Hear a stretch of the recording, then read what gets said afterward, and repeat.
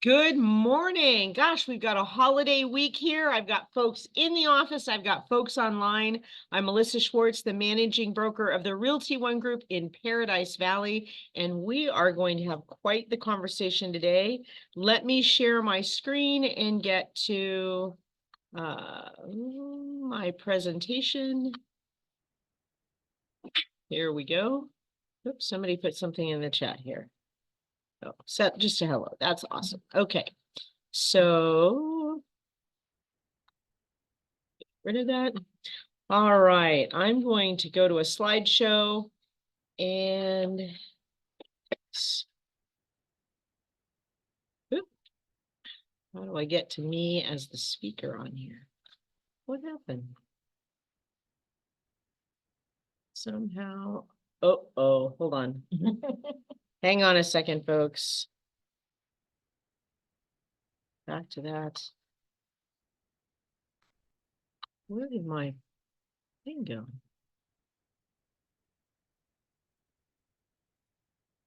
Why is it doing this? I lost my little controller here.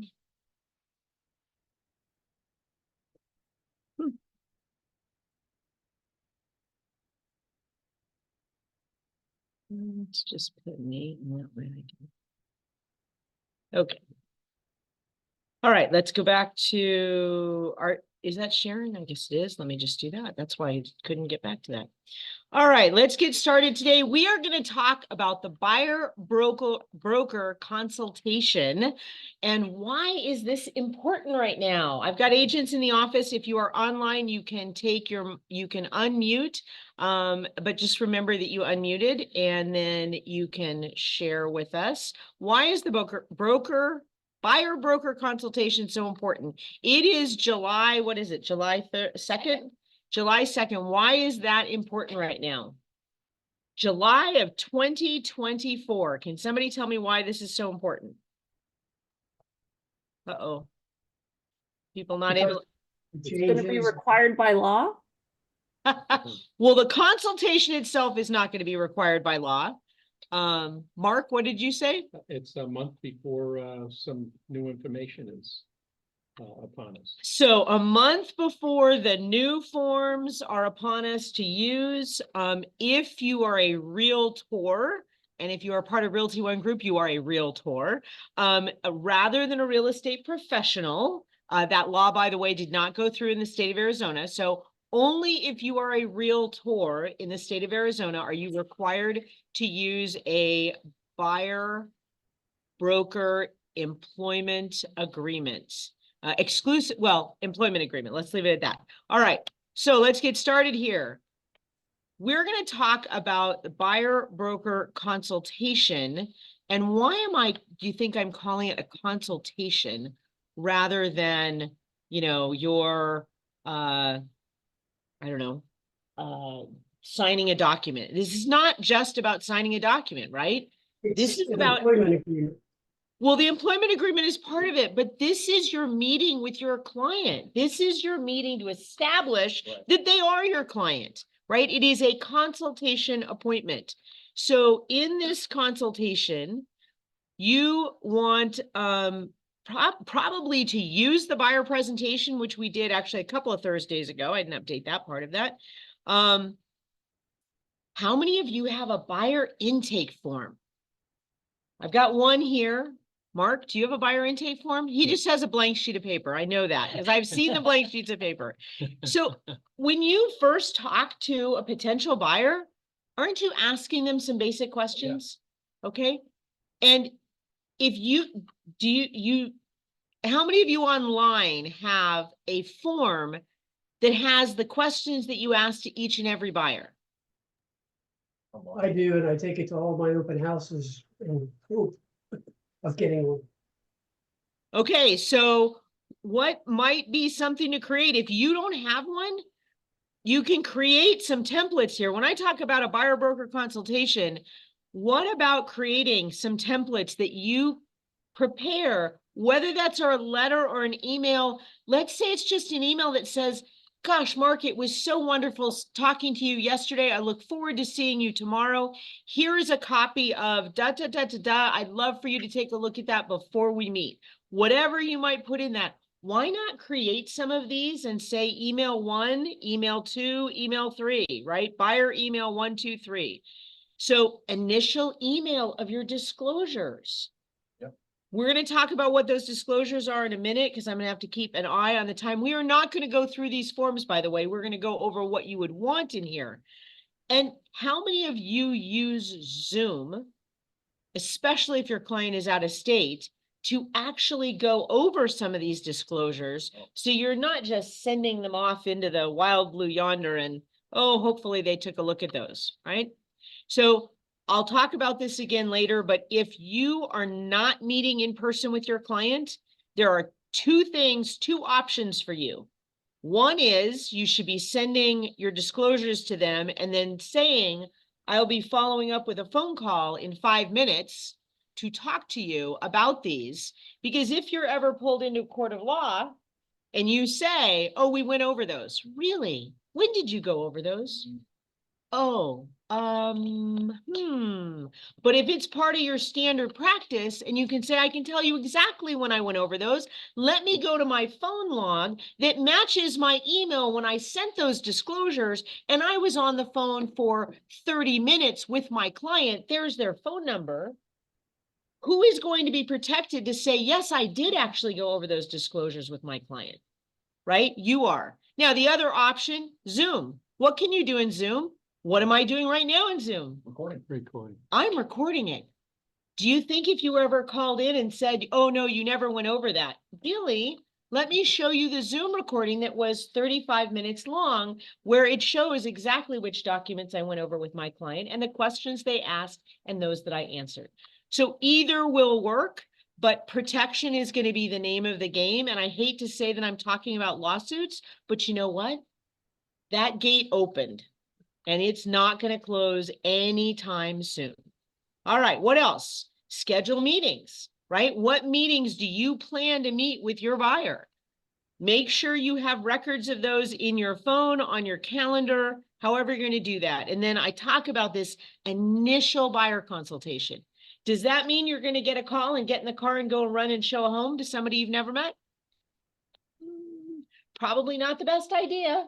Now, is this excluding the fact that you might be at an open house and Roberta walks over and says, you know, I like this house, but I saw one down the street. Is that available to be viewed? That is not taking away from that. Yes, you may go and show the home down the street. That is not an initial buyer consultation.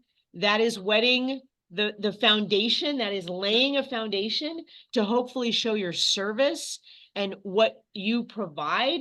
Then you're going to follow up and say, that's not implied.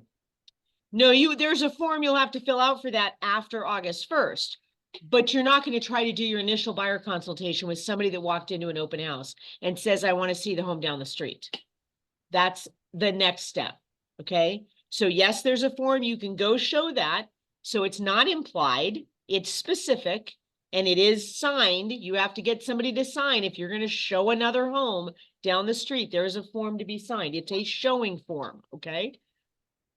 But I want to make sure you guys understand, don't try to take that poor person that walks in and says, I want to see the home 2 doors down and try to do your entire initial buyer consultation with them.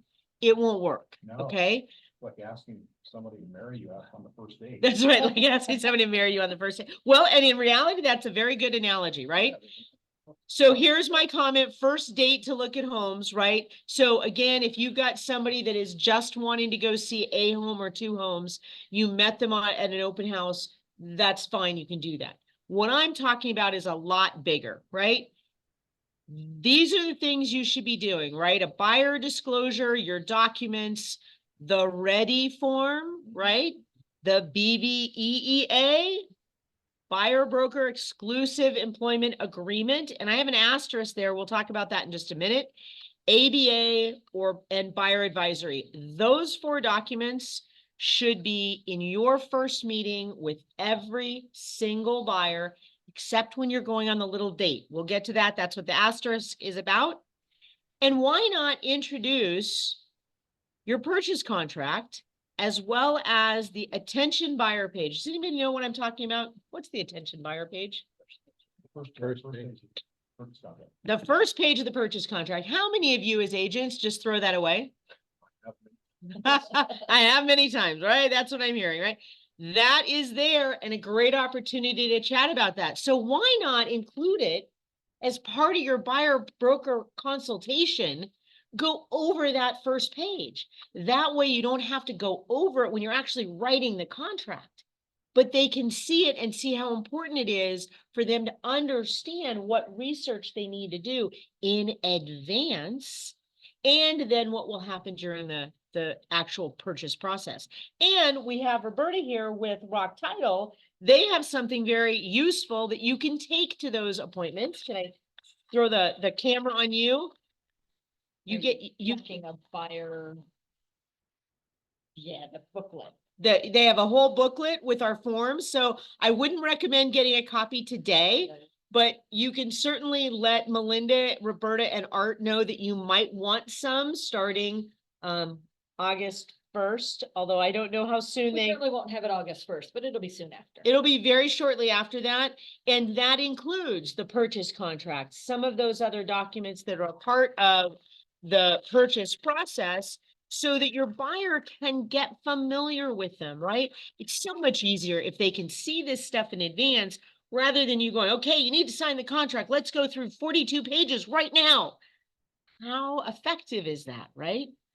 In a buyer broker consultation, you're talking to them before they have that house. You're talking to them before they're like, we've got to get the offer in. We got to get the offer in right now. I don't care what it says. Just get the offer in, right? You can use this opportunity to talk about these things so they help understand. Now, obviously, some of us have had buyers come to us. They're weeks out from buying, right? They're putting some stuff in order. They've got a lease that lasts another, I don't know, 2-3 months. Maybe then you also include your wire fraud, your market conditions advisory. And if you know they're looking in an area with homes built prior to 1978, what about giving them the lead-based paint pamphlet?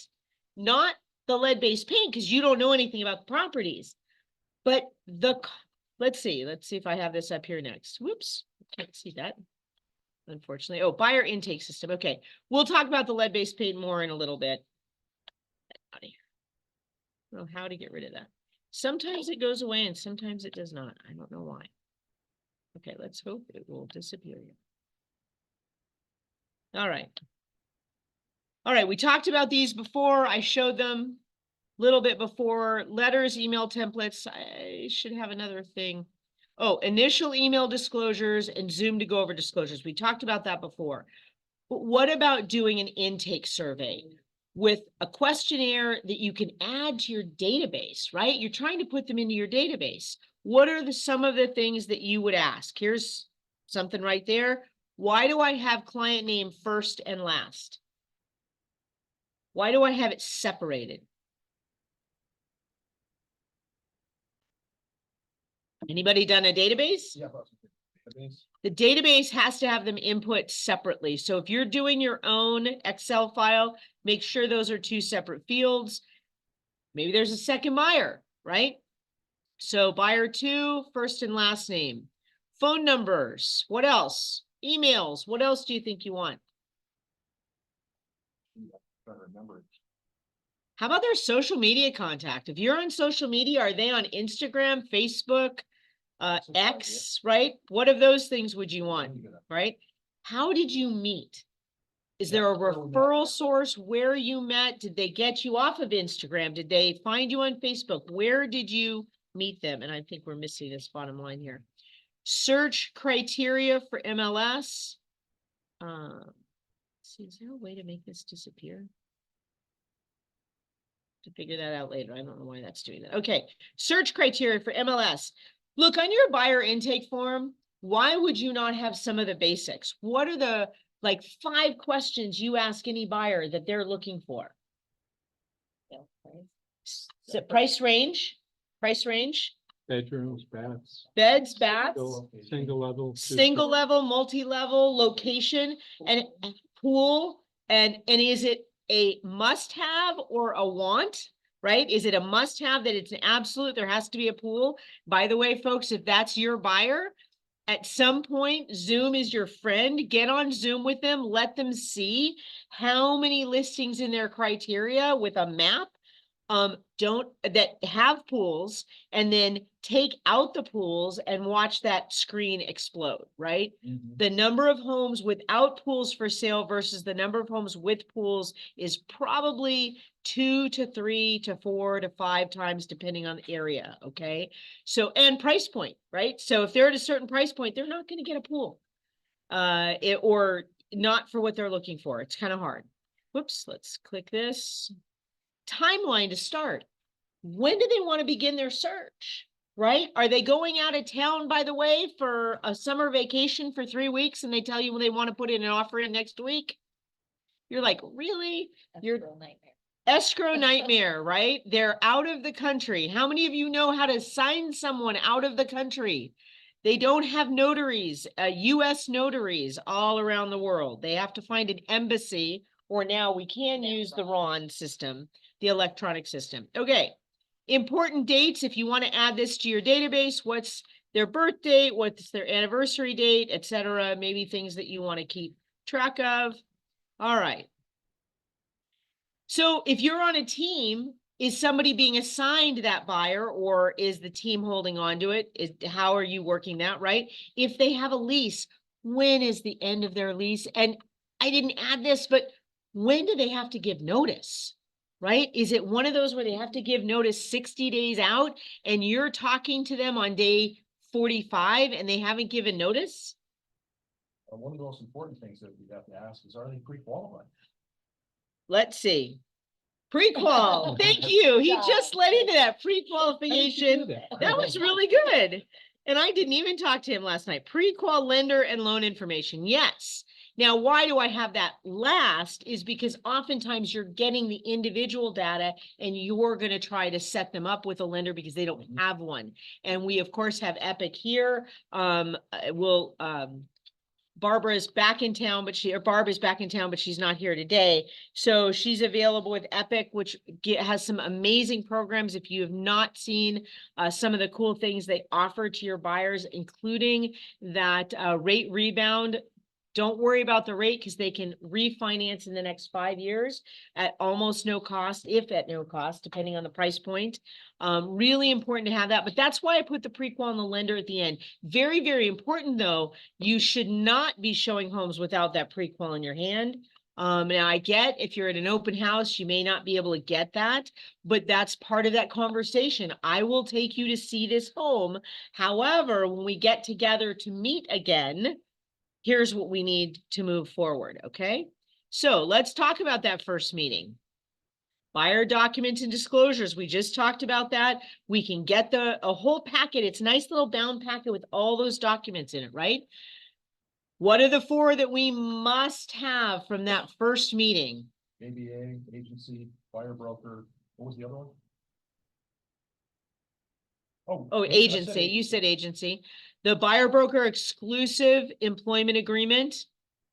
And now here is the other one, right? So this is not required as a part of this. This is your option. Does anybody know what BBA TSP means? I put the T in there. I don't know whether anybody's actually doing that. Mm-mm. Agreement to show property. This is your little mini, right? This is somebody at the open house that wants to see the home around the corner. This is your buyer broker agreement to show property. It allows you to take them to see 1, 2, 3, just a couple of homes. Say, well, it hasn't come out yet. It comes out on August 1st. That's why you haven't seen it. All right. The ABA and the buyer advisory, those 4 forms are the 4 forms, not the showing thing, but the other ones. Now, as a part of the showing one, would I be handing them the ready form? I sure would be. I would want to make sure that they fully understand the agency. And again, I would be introducing that attention buyer page. And then depending on how much time you have at that first meeting, the wire fraud market conditions advisory, and maybe the lead-based paint pamphlet, not the lead-based paint disclosure form. So Before a buyer or tenant, hereinafter referred to as buyer, enters into a discussion with a real estate broker or a licensee affiliated with a broker, the buyer should understand what type of blank relationship or representation they will have with the broker in the transaction. Who would like to tell me what those lovely little hashtags stand for? Agency. Thank you. And where is this exact quote? It's on the agency form. It was a trick question, folks. Same answer. Yes, it is on your agency form. I did remove the seller part of it. It actually says before a seller or landlord, hereinafter referred to as seller, or a buyer or tenant, right? So right up at the top, you can see right here, lines 4 through 6 is exactly what I just shared with you. This guy is going to drive me nuts today. He's right in the way of everything. Can you guys, whoops, hold on. Can you guys see? Oh, you guys probably can't see that on your line there. I don't know how to go backwards. I can't go. Oh, I can't go backwards. There we go. Okay. So really important here, your agency disclosure and election. This form was just updated. Does anybody tell me off the top of their head what was the main update on this form? It's not what you're seeing right in front of you. Anybody know what the main update is? February of 2024. Okay, we'll get to it. But we're talking about buyer things here, so I'm not focusing on the seller. Of course, the first section of the disclosure, lines 4 through 6, the key word here is before, right? Before you enter into a discussion, folks, this form is supposed to be presented. Who knew that? I'd say most of us did not know that, right? But truly it is before that so that they understand who you are working for. So you don't end up in implied agency, that you have, you know, specific agency. It's been very clearly defined, right? And then the next page obviously is going to talk about the seller broker and then the limited representation broker. If you have not read that paragraph about limited representation, you really need to reread this document and make sure that you have read that carefully before you go meet with your next buyer.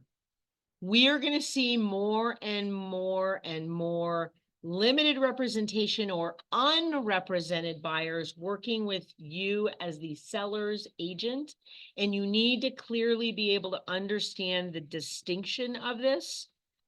So, and then of course, the thing that really changed on this, whoops, is page 2 says agency election does not establish broker compensation.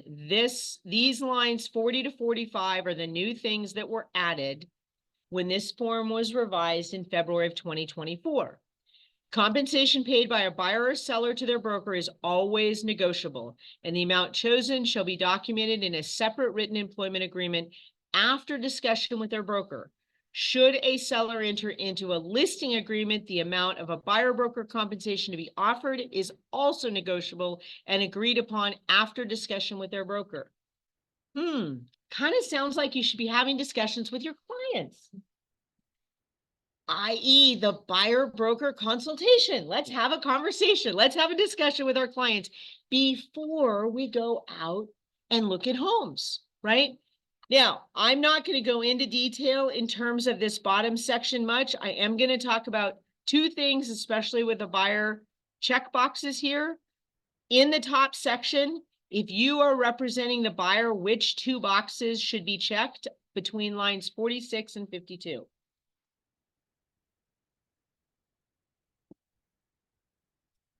Which 2 boxes? First and last. So 48 and 50, you represent the buyer's broker, and you plan to show properties that are also listed with the broker's firm. And buyer agrees that broker shall act as an agent for both buyer and seller, ... You can read the rest of that.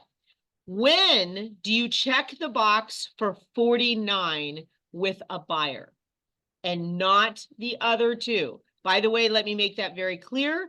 If you are checking box 49, under no circumstances can 50 be checked. When they're unrepresented. When it is an unrepresented buyer and you represent the seller, this form is signed by the buyer and you are representing the seller. You do not touch lines 53 through 60 or wherever that is. I lost track of the numbers here. You do not check any of the boxes 53 to 59. And on line 60, the buyer box would be checked because it is with an unrepresented buyer, as Mark said, right? An unrepresented buyer, you would check line box on line 49. Okay, let's move on. I know you guys all want to see, oops, select, here we go. Hold on a second. I can't move this, but select the correct ready form. Let me see what you can do here. Okay. So did you know in your system, you actually have two ready forms? One is for the buyer and one is for the seller. Does anybody know why there are two of those forms? And I have not heard they're changing this. I wish they would, but at this point, they have not changed this. It's interactive, folks. You know why there are two of them. I've got frowns here. Uh-oh. So buyer is the tenant and seller is the landlord. So if you're working with a tenant or landlord, you actually have two forms to choose from. And the reason is when you fill out this in your ready form, which is the broker's name and the licensee name, it auto-populates on either the buyer section 8Q of the purchase contract or the seller section 9A of the purchase contract.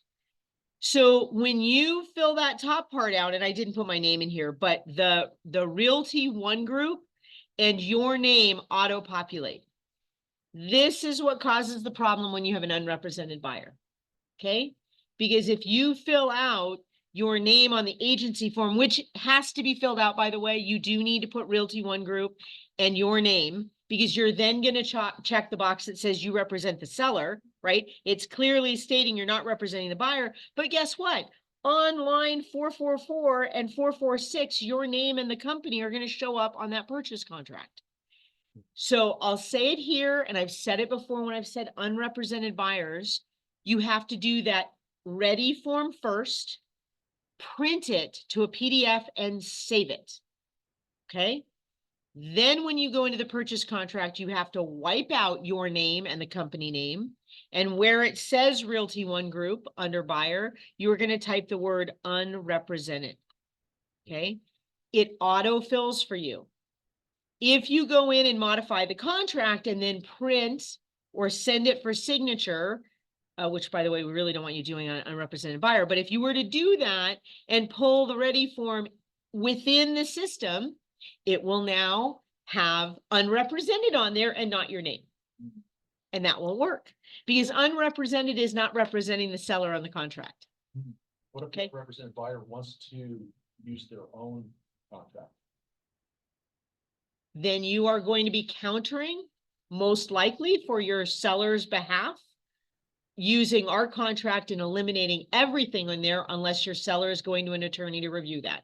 Because last time I checked, I'm not an attorney. No. And I'm not reviewing somebody else's contract to know if it's valid for my client. They're going to have to seek legal counsel, not you.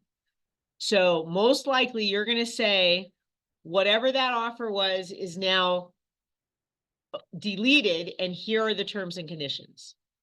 Just like the bank contract that says everything you've signed before doesn't exist, right? Right. Bank contracts do the same thing, okay? A point of clarification, Melissa, if I may. Yep. I'm in an open house and a representative buyer comes in. It is my house that I have listed and I am doing an open house. Then I Yep. would use that.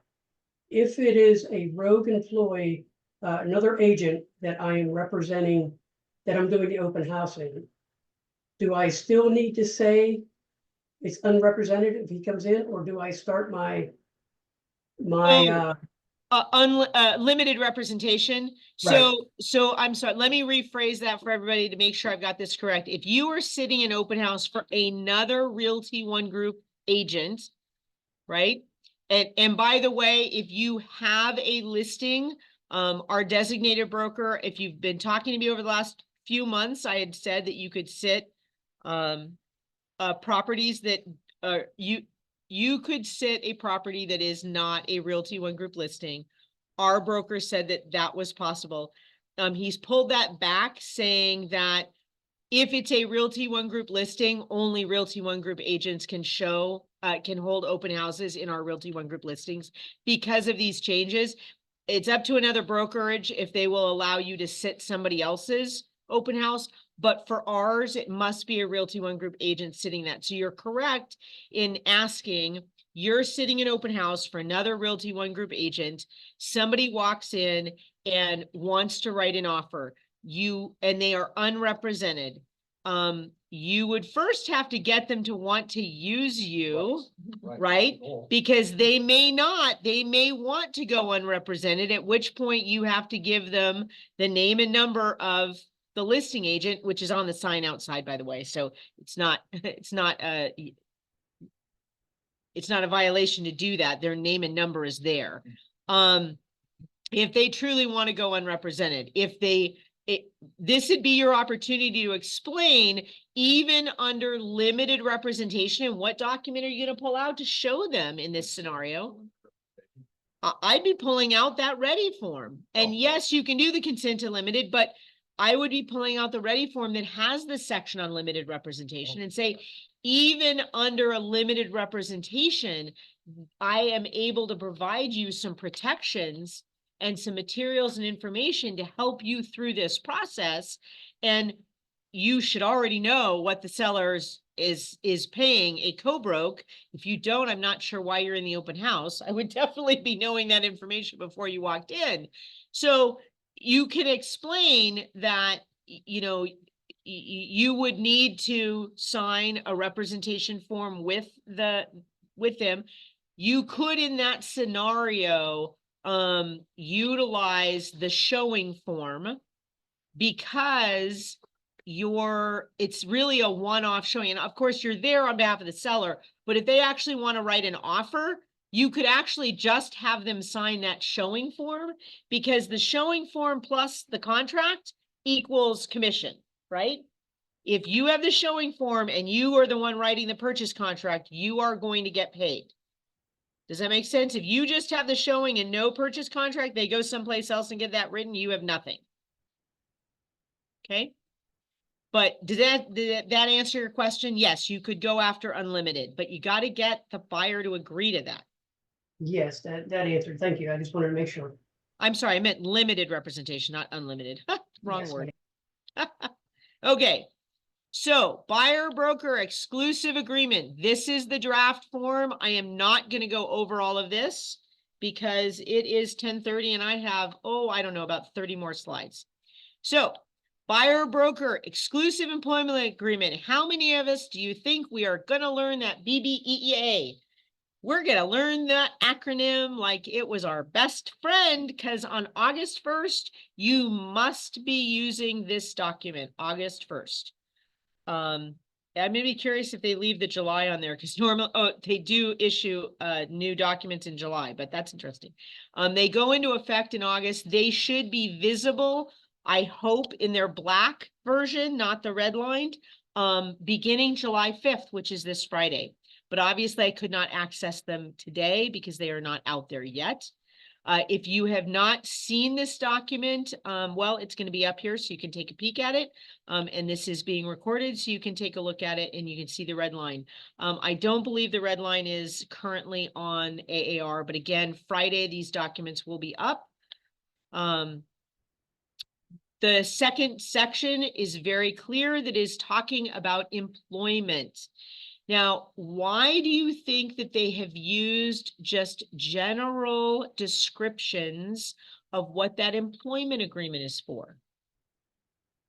Right? It says the broker agrees to locate property meeting the following general description: residential, land, commercial, or other, which is going to be defined as property within the following geographical area. So you, depending on how you fill that out, be very careful, right? If you write Phoenix Right. and they go look in Chandler, they don't have to use you anymore. So, and Maricopa County. Maric- Pinal County. well, you could do Maricopa County, right? Pinal, if you're going to go to the city of Maricopa, that's in Pinal County. How about Arizona? You could do Arizona, but are you prepared to show Prescott, Yeah. Flagstaff, right? I wanna see So- something in Winslow. Winslow, Arizona. There you go. Right. So,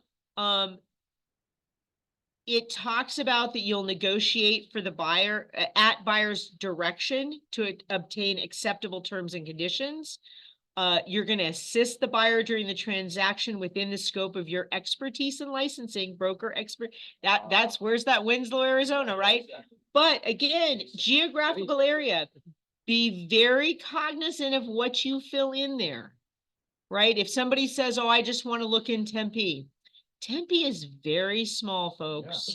I would not be limiting it to just that. I would be curious if that buyer is having multiple ones of these signed, because again, if all that says is Tempe and they buy something on that little lovely Scottsdale part of Tempe, just north of the 202, Tempe's there, but you know, another half mile and it's Scottsdale, South Scottsdale maybe, but it's Scottsdale, not Tempe. So be very careful about how you fill that in, right? And how many Is it times- better, is it better I- to say Metro Phoenix or Maricopa Yeah. County? I was just gonna say the same thing. I would probably use Valley of the Sun if you want a broader description, or I would say Maricopa County, right? Or you can list them, right? If you do not go out to Goodyear and to Whitman and to Surprise and you cover Phoenix and the East Valley, then specify that. I'm just saying be cautious, don't just put Tempe down. Right. Like Tempe is very small. Because when I'm working with buyers, I gotta tell you, 9 times out of 10, the criteria starts to evolve and change. Right. Everything changes. For Everything. those not hearing that, he was saying the criteria changes when you start working with buyers and all of a Yeah. sudden the location has to Price. change, you know, because Bedrooms. the bedrooms, Everything changes. everything changes, Then right? you get angry because you explain that the MLS is not very intuitive, and whatever I enter is what's gonna come up. How about that? They have not changed AI onto our MLS system. Right. How did that not So happen, that's, I right? give a broader price point just in case. Right. So, and here again is your lovely disclosure, right? It says, oh, here, look, buyer agrees to review the Arizona Department of Real Estate Buyer Advisory. Now, if you've already given that out, right? You've already handed that over, and I'll go into a little later how to do that, right? You've already discussed it. They're aware of it. Very important, right? Before you sign this BBEEA. Remember, that was part of our conversation. I emailed that to you, or I gave you a copy of that. That's what they're talking about. Please take a few minutes and look at that advisory, right? In big bold print. And I would be surprised if this is not in red, except they don't do that. But you know, wouldn't it be great if it were in red on the contracts? Broker compensation is not set by law nor any board, association of realtors, multiple listing service, or in any manner other than is negotiated between buyer and broker, or broker and buyer in this agreement. The buyer has to initial that. This has to be part of your conversation, right? That's why they're making sure they initial. Retainer fee. Can you take a retainer fee? Yes. Yes, you can. Does anybody know what happens to the retainer fee if you get a retainer fee? It goes through the brokerage, yes, and it goes to you, and you are charged as a rental or referral, they do take a fee off of that. If you close the deal, they do take a transaction fee off of that. If you close the transaction, that transaction fee is adjusted, okay, off your deal. We have note of that, okay? But yes, you may take a retainer fee, but you better be pretty comfortable with what you're asking for the retainer fee for and why you're going to be doing that. I've got too many people that are afraid of even talking about this document. I am not sure that they're the ones that should be asking for a retainer fee, because if you can't talk about this document, not sure how you justify you're taking money up front and why. So again, this is up to you. We do not set this. This is your call if you're going to do a retainer. But it is very clear, check only one and fill in the compensation. You are either taking a percentage, a dollar amount, or an other amount that must be specific. It cannot be a range. It cannot be the higher of the two. Let's see. Yeah. Where does it say that? There, it should be on there, but it has to be specific, okay? Let's see the next page. So, compensation from a seller or seller's broker. A seller or seller's broker may offer compensation to a broker. Buyer authorizes broker to accept compensation from seller or seller's broker, which will be credited against the broker compensation. That'd be the buyer side, right? If the seller's broker's offer of compensation is greater than the broker compensation, broker should be paid the broker compensation and balance should be credited to the buyer to the extent allowed by the buyer's lender. So we'll use pineapples today, right? Just in case somebody else is on this call, but it should all be Realty One Group folks. But let's say the seller is offering 3%. You signed a buyer broker addendum stating that you were only taking 2.5%. You will only get 2.5%. Under no circumstances are you getting 3%. The 0.5% is going to the buyer as credit for closing costs, unless they've maxed out, and then it goes back to the seller. Okay. I'm not going to keep going through this. We are going to have plenty of classes going over all of this. I have lots more to go in regarding these other documents, right?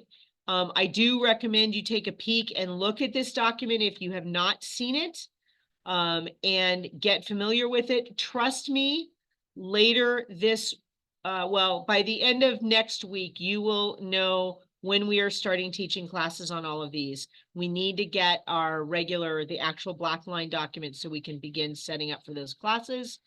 But this is the new buyer broker exclusive employment agreement.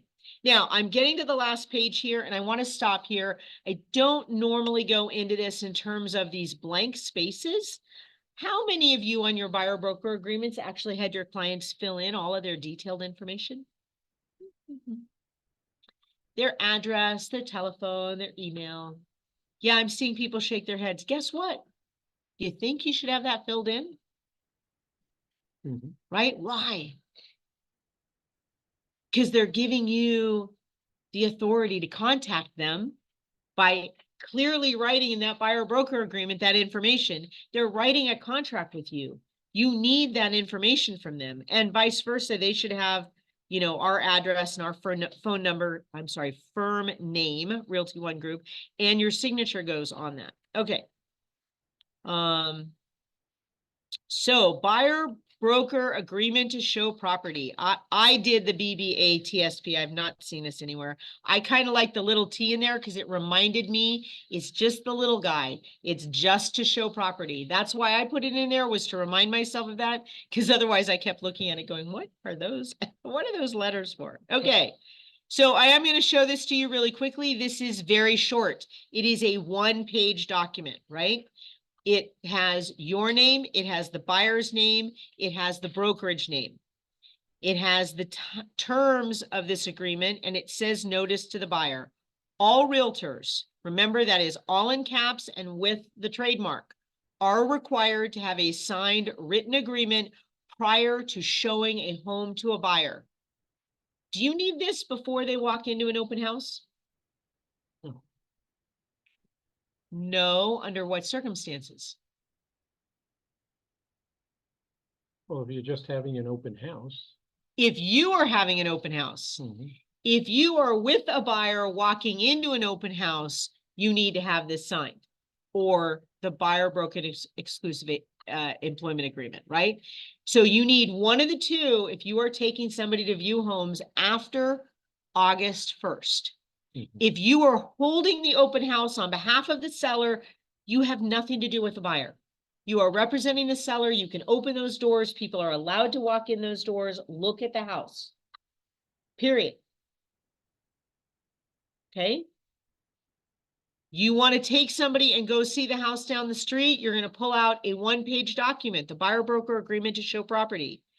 Buyer engages the broker for the purpose of viewing property and providing other real estate services at buyer's discretion that may include contract negotiation and advocacy services throughout a real estate transaction. Time frame, start, end. Is this going to be a 3-month document? No. No. Could be 1 day, doc. Maybe a 1 day, maybe the weekend. You need me to show you homes this weekend? I'd be happy to sign an agreement. I'll show you homes today and tomorrow. Mhm. Because I'd love to earn your acknowledgement and respect and Yeah, I think. go that's- under contract as a buyer broker with have you employ me at the end of that yeah, time period. So I think that date would depend on your conversation with the buyer at the time. Absolutely. But this is meant to be very short, right? And the reality is, folks, if you do not write the contract on one of those properties you show, what do you get paid? Nothing. I want to make sure everybody understands that as of August 1st, procuring cause is gone. Okay? There is no such thing as procuring cause. I see some people have thrown some questions up here in the chat. Melissa, is that Yeah. going to be in Spanish? Yes, I believe all of these will be available also in Spanish, yes.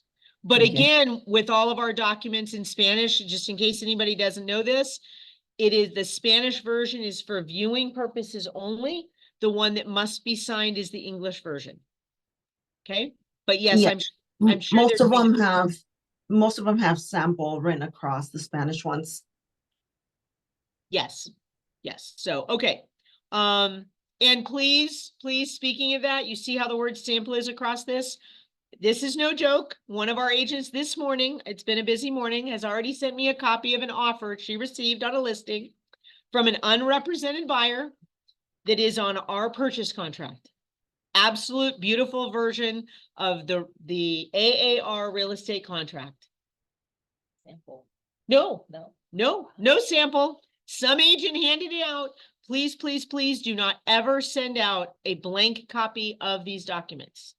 They need to have stuff written on them, or if somebody wants to review it, it has to have sample.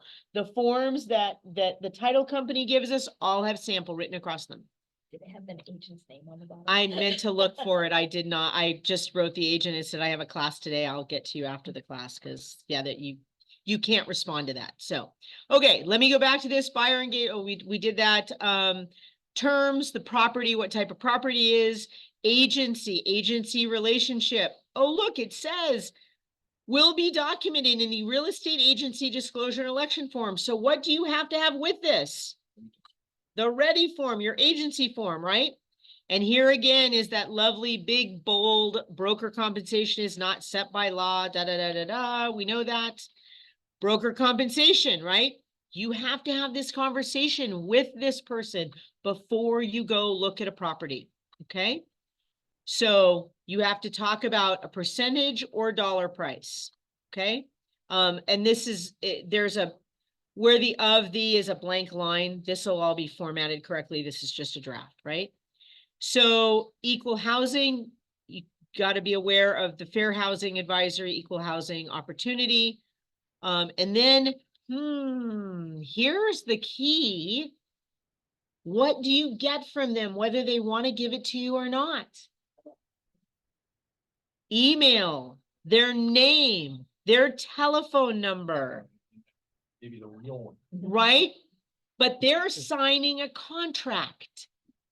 And guess what you can say? My broker requires every line of this to be completed in full.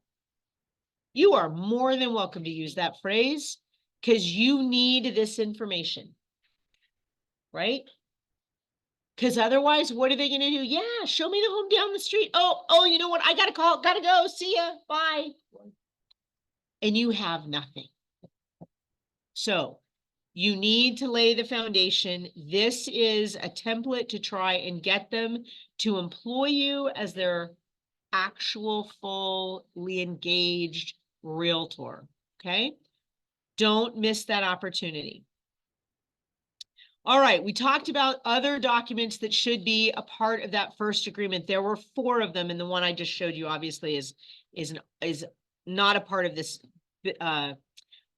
buyer broker consultation, but the ABA is very important. Why is it so important that we have this as a part of the initial conversation? Why do you think it's important with a buyer before they go looking at homes, and certainly before they write an offer? Because it talks about compensation. Yeah, actually, I guess it does talk about, it's not our compensation, but that there is a relationship Mhm. between Realty One Group and some of these other organizations. So you want to show the affiliation, right? It's an affiliated business arrangement. There are actually two documents stuck together here. Some people will say it's the affiliated business marketing. That's ABM, not ABA, and we refer to it as the ABA, affiliated business arrangement disclosure. This goes on to show Rock Title and our affiliation with Rock Title, and then One Home Warranty, Epic Lending, which is a blend between CMG and Kubo with Realty One Group, and then the 1031 exchange, One Asset Exchange. And again, they're signing the bottom, they acknowledge this. Now you'll see then there's another one attached to this, the marketing arrangement, which is additional agreement to allow these companies to market their services in our offices. And there is potentially a benefit to the owner of Realty One Group, but he has no ownership interest in these companies. The first one was where he had ownership interest, okay? So again, you get that signed. The last of the four we talked about was the buyer advisory. This document was updated November of 2023. Make sure you have the correct version of that. Does anybody know what our office requires to be in our file regarding the buyer advisory? Signature. Only the signature copy Last one. Only the signature page, right? page. Only the signature page, you're correct. Where can you pull the buyer advisory form? Does anybody know where to get that from? I get, but you can get it from, Okay, transaction desk, right? Yeah. SkySlope forms, if that's what you're using. You can also get it from aaronline.com under the risk management section. You will see the risk management. If you click on that, you'll see this bottom section of those 4 items: buyer advisory, sample forms, other advisories, and something else down there. I think it's broker comments should be the legal hotline and Q&As. So, and Joe, by the way, if you're looking for those sample forms, that's where you find the sample forms, by the way, and the Spanish version forms are all under this risk management. You can find those there. Why am I bringing you to this site? Does anybody know? Why is it important to go here instead of just going to your transaction desk or to get the latest.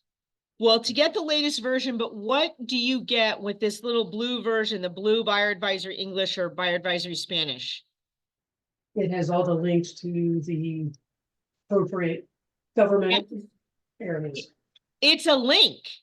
And if you read this line, it says to receive email updates when this page is revised, click here to add a subscription.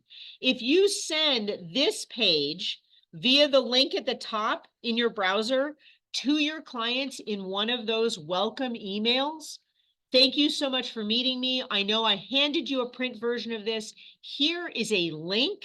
I recommend you click and subscribe so you get updates.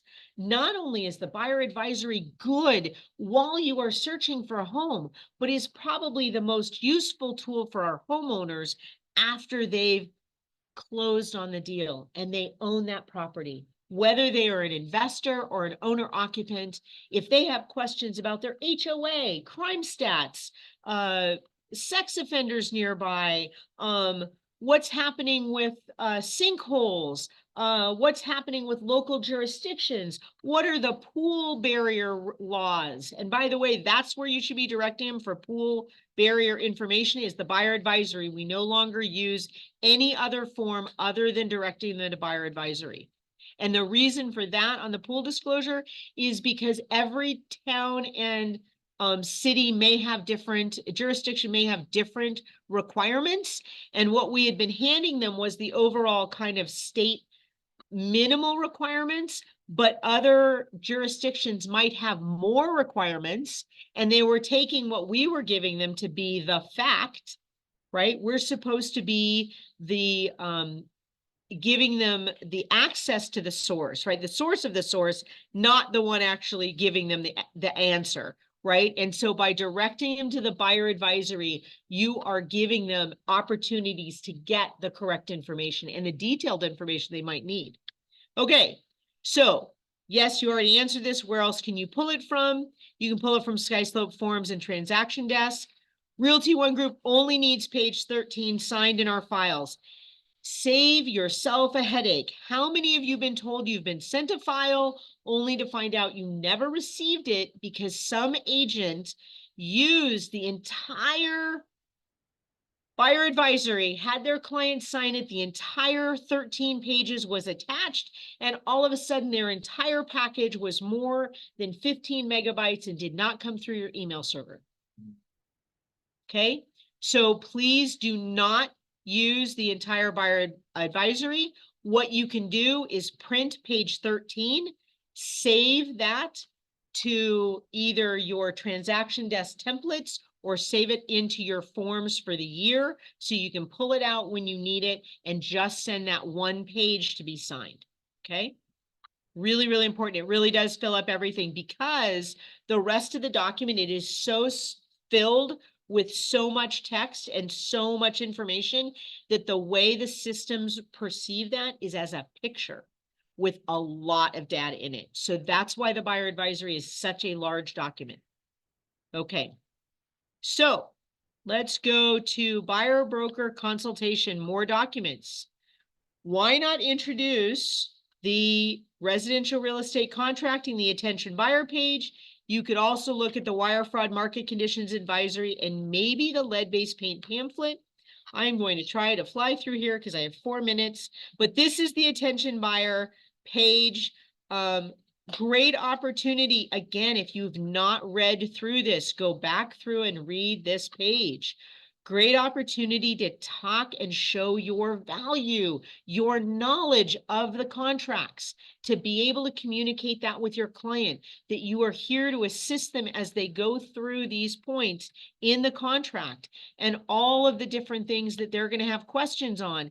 If you handed this to somebody and they still said, I want to be unrepresented, well, obviously you're not going to be handing this to somebody wanting to be unrepresented, but really, when you think about all the steps that go into what a buyer has to do on a property, if they are not familiar with that process, why would somebody do that Right. without assistance, right? They're gonna probably skip the inspection. Or just let it, or 10 just days go by. and they or don't even or realize. do it but not understand what they should have been focused on, right? And if you'll notice at the bottom of this, here it says again, you can obtain information through the buyer advisory, and here is the link again that I was talking about. If you type that in, that is going to take you to that page that I just showed you with those 2 links in Spanish and in English. That's where that link goes to. Okay, so remember your urge to consult with attorney inspectors and experts of your choice in any area of interest or concern. Gives you the wire fraud transfer information. That's the first time they're going to see that. And look, there's another time they can see it, right? You should be giving them the wire fraud. And I did not have time to pull this up, but if somebody wants to go on to Google the recent court case, because I believe, not in Arizona, but someplace an agent was held liable for the wire fraud because they can't hold the banks liable, right? But it apparently the way it came through was it was a fraudulent letter looking like it came from the agent. It didn't come from the agent, but the agent was held liable. So again, isn't that scary? So you need to make sure your client understands under no circumstances will I ever send you wiring instructions. If you receive something like that, I need you to pick up the phone and call me immediately. Please do not look at that document and do not do anything, do not wire anything to anybody on there. if you are making sure they understand that, and you have, again, in your buyer consultation that you've recorded, you've sent this to them. You've recorded that you said, I will not send that to you. If you end up in a court of law, you've provided as much protection as you possibly can. That you have made sure it's very clear those do not come from you. You would never provide wiring instructions. That is something that goes between the title company and you as the buyer directly. And it should not be an email. It should be in We do it through security. a secure email, right? Not the normal email that we use, okay?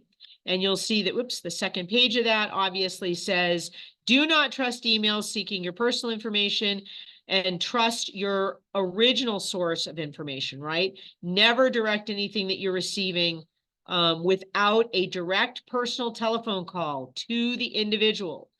So if your client is working with Rock Title and they get an email saying, hey, things have changed, do not call the number on that email.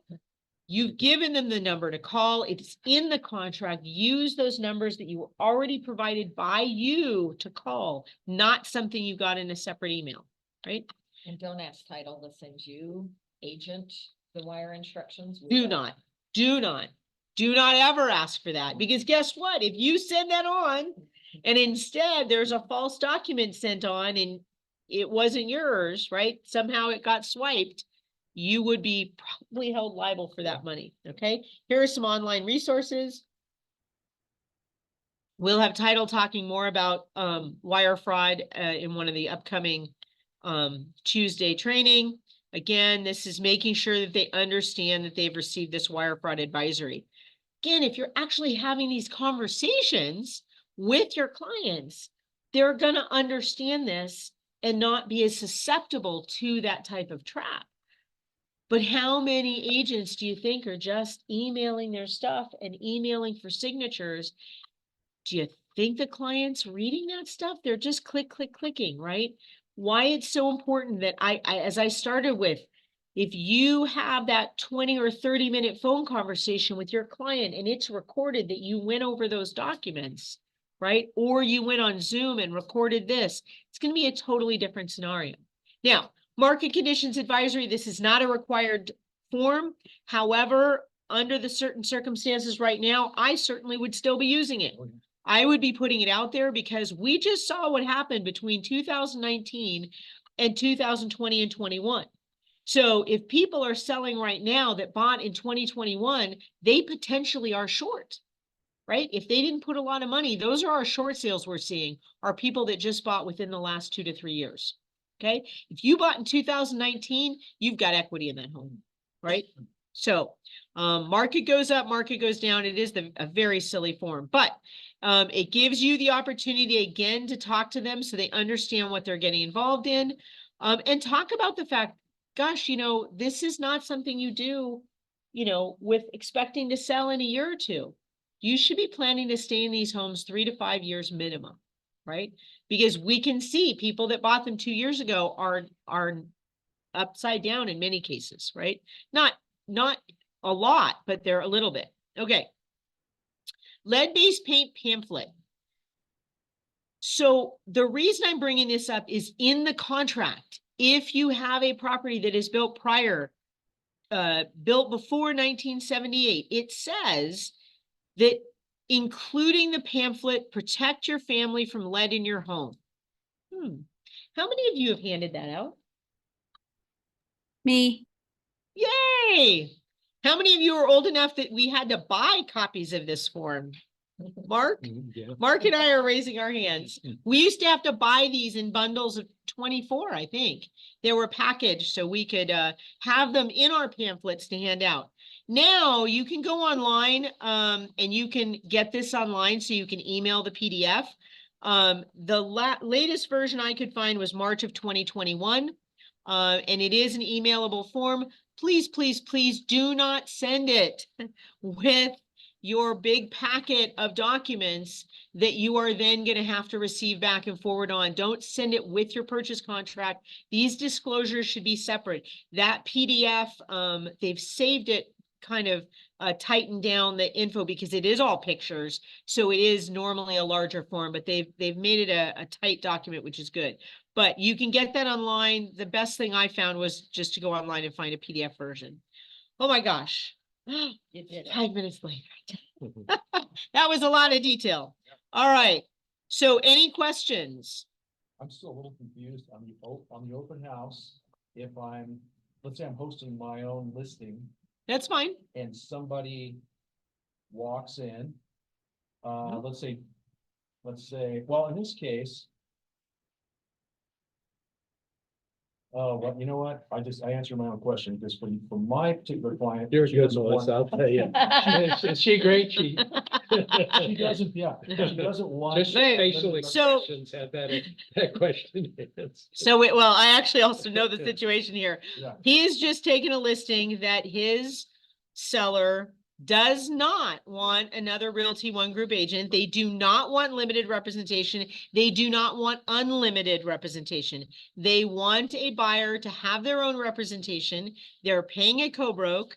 So unfortunately, he will not be advertising on our Realty One Right, pages right. because he can't. And that is something for you guys to note. If you see, you need to read the comments. If it says no limited representation allowed, that means no Realty One Group agents can actually do it. Now, luckily, it's not in the Central Phoenix area.